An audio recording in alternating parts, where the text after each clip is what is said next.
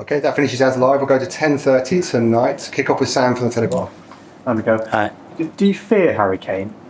Sorry? Do you fear Harry Kane?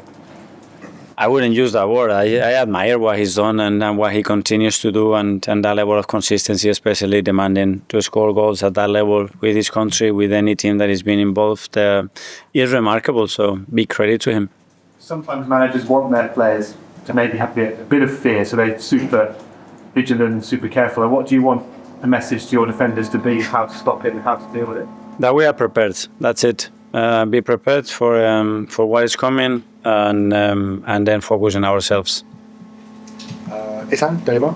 Hi, Mikel. With the recent injuries you've had and obviously the injury to Gabriel, in some ways, do you now look back at the summer and the seasons before where you built this defensive backline in terms of the options you have, and now even with how many injuries you've got that stability at the back? Is that a vindication to what you've done in the past year or two in terms of signings?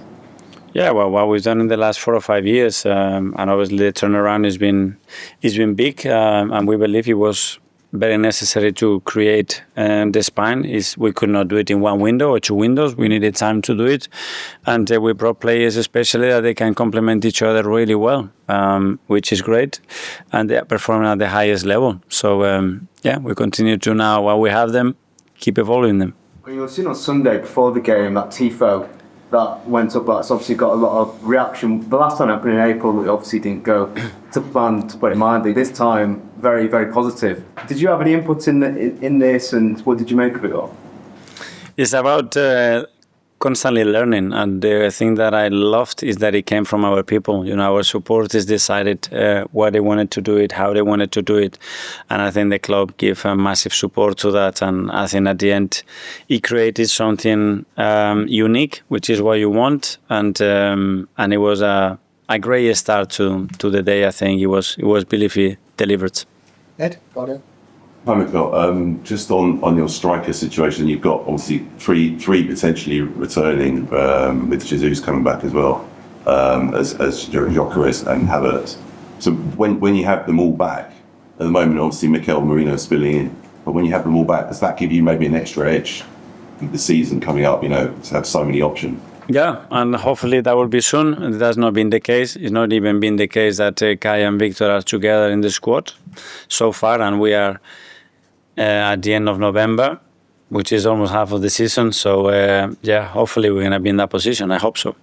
But in terms of Merino, obviously he had a great game on Sunday as well. You're fully confident he can do it against a team like Bayern as well? Absolutely. I mean, he's done it in the past, and he played the biggest part of the season last year at the end in that position. And yeah, we take it for granted, but what he's doing, it's exceptional.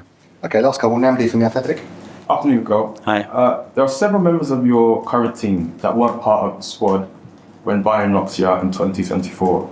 Do you feel that with your current squad, with some of the new faces, that you are better equipped to take them on this time? We are different, and we are different to that game, and that game as well. We lost some very important players in that knockout stage, and hopefully we are better. We're going to have to show that tomorrow. And finally, Charlie from Sol.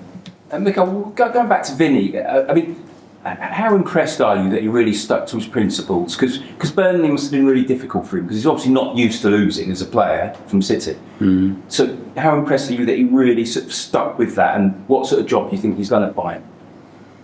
Well, incredible, because the first season what he did at Burnley was unbelievable. It was a record. So then he stuck. Obviously, you have to understand as well the position they had at the time and the difficulty of that task. But then it's not a coincidence that team like Bayern Munich comes in for you. It's because they've seen something remarkable and special. And I know Vinny and how he can present and deliver things, and that's what I said. I'm not surprised at all. Can you spot in terms of at City or even now at Arsenal, can you spot potential managers? Some managers sort of say that they can normally see a player, even if he's in his early 20s, they can identify he'll be a leader, he'll be a manager. Can you do that? And are there any players here at Arsenal you think maybe one day could be sitting in your chair? Well, with some of them it's quite obvious, because as well they can be quite open and say this is my next step, and probably we have a few of them. I will never say that player is never going to be a manager, because I've been surprised as well with a few of them over the years, but with Bini it was obvious. Okay, guys, thanks very much. Yeah, thank you.